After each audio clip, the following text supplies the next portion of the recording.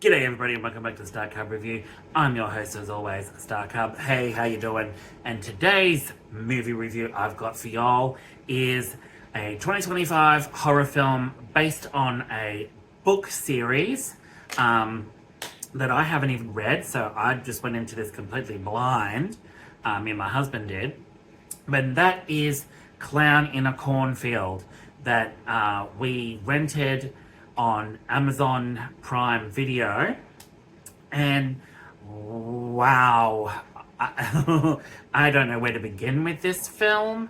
I have a lot to say about it, but before I get into that, I just want to say a big thank you to everyone brand new to my channel, people that are checking it out, liking it, commenting on videos. Thanks so much, guys. I really do appreciate it. I'd love to see the subscriber count go up.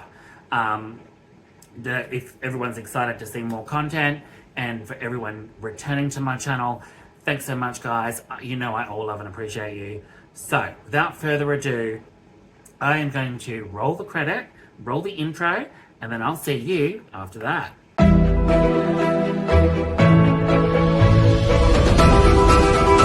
Okay, I am back. So this movie review, Clown in a Cornfield.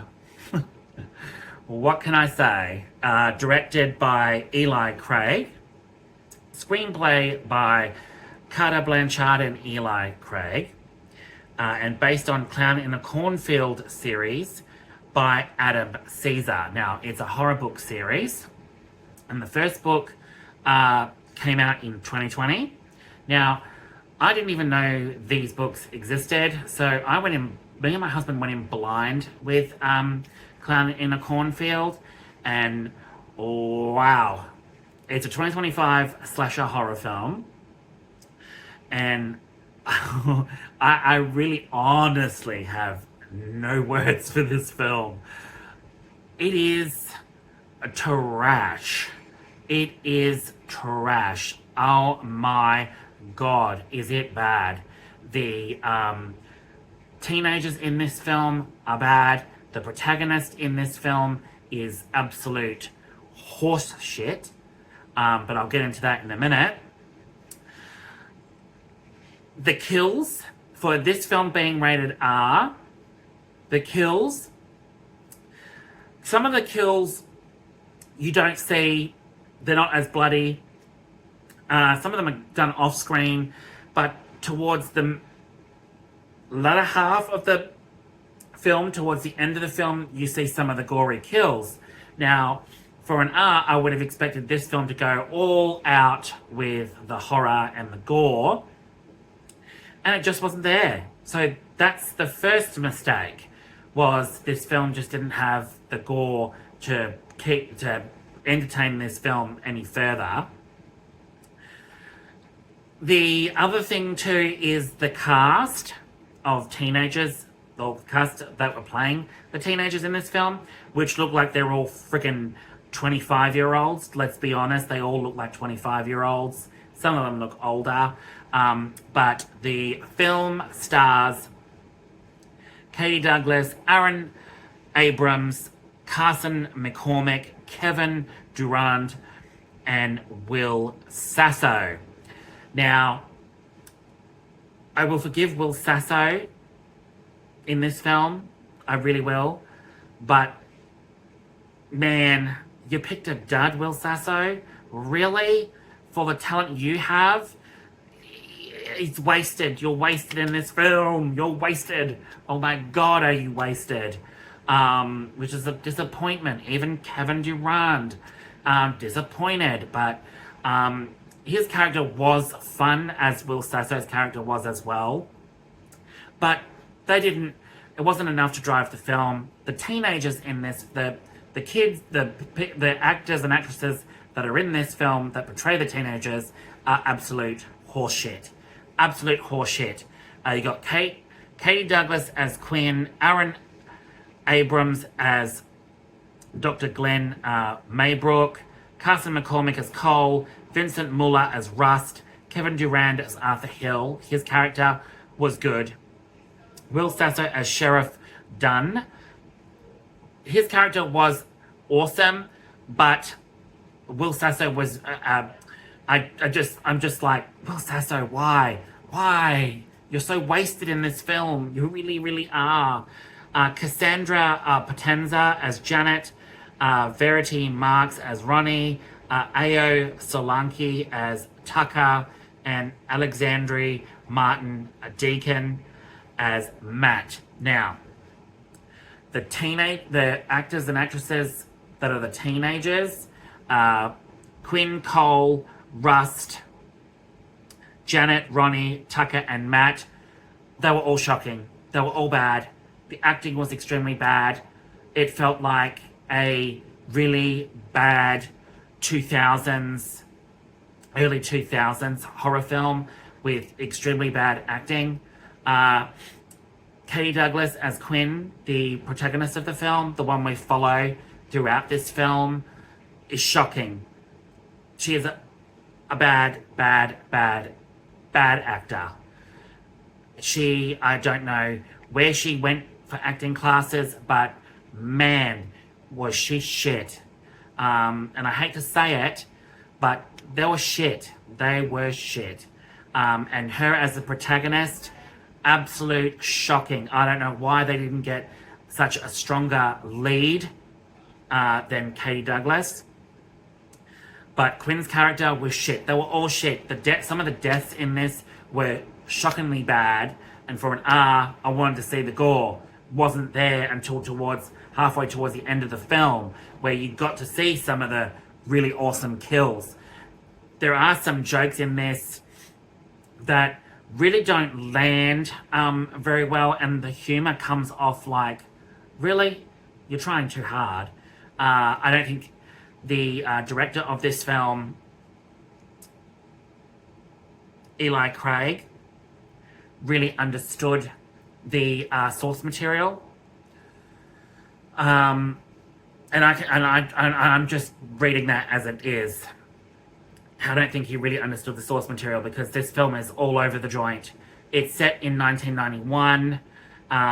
Group of teenagers in Kettle Springs, Missouri, begin finding out that their local legend, the Baypen Corn Syrup Factory, there's a big, huge conspiracy about the corn factory, but it also involves kids going missing, kids dying, that involve Baypen's mascot, Frendo the clown. Now, the premise behind the killer in this, or the local legend as they put it, Frendo the clown, while it tries to, I guess, involve you in its comedy slasher elements, Frendo the clown comes off more like a friggin' joke to me in this film, especially when so many twists and turns happen in this film. But it's kind of like you get the twist. I pretty much got who the killers were practically within the first 20-30 minutes of this film. It wasn't hard to really surmise that. Just you just gotta watch it and you'll be like, oh yep, got it. It didn't really leave you on the edge of your seat. It didn't give you the thrills and the eeriness, the tension, the scares, nothing. This film was completely wasted. And for someone like me to pick who the killer or killers were within the first 20-30 minutes of this film, you've done a bad job already. And I know I haven't read the book, but from watching this, I can pretty much surmise the whole plot, what it involves, and everything like that pretty damn quickly. But you got over 25-year-olds playing teenagers that are meant to be 16, 17, that don't even look like teenagers, for one.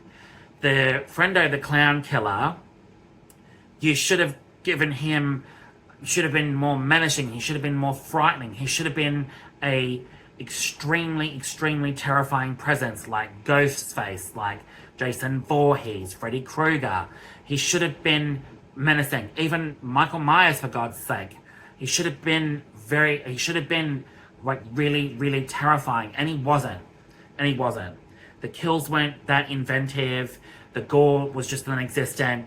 The plot was just all over the joint. It didn't know where it was going, what direction it was going. And all the shit that gets involved in this and the teenagers get messed up in, it just comes off really laughable and really stupid. And I basically found myself, basically siding with Frendo the Clown, going, kill them all, kill the protagonist too, because she's a waste of space. She really is in this film.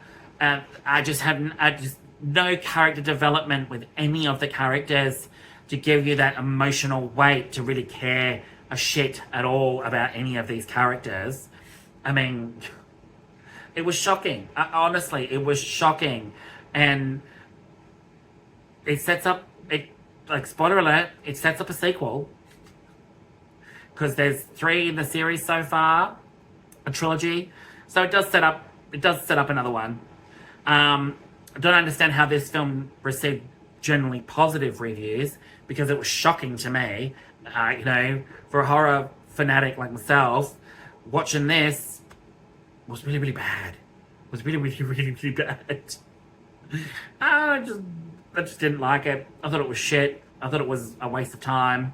Honestly, if you had done more of the source material and really, really drew out the characters' strengths and weaknesses and really got them involved, like the Scream films, I know what you did last summer, Friday the 13th, Nightmare on Elm Street, really dig into these characters' psyches and let's feel what we need to feel for a protagonist that we want the protagonist to be there. We want the protagonist to survive. We want this. We want that. But I really wanted her to die because she was effing annoying. Like, really downright annoying. And that's really all I've got to say about this film. Check it out, everybody. It's on Amazon Prime Video. And I believe it is also on Shudder.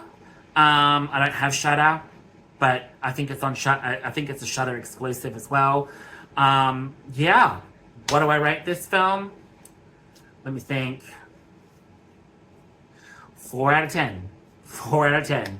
It was a piss-weak attempt at a new horror icon, which has fallen flat for me.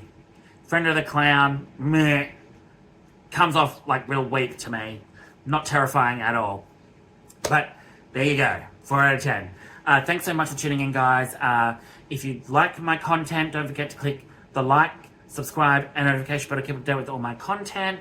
And drop me a like, drop me a dislike. Comment down below what you liked about this video, what you didn't like, what you want to see next time. But thanks so much for tuning in, guys. I hope you have a good one, and I'll catch you all with another video very soon. Alright, guys. Ciao.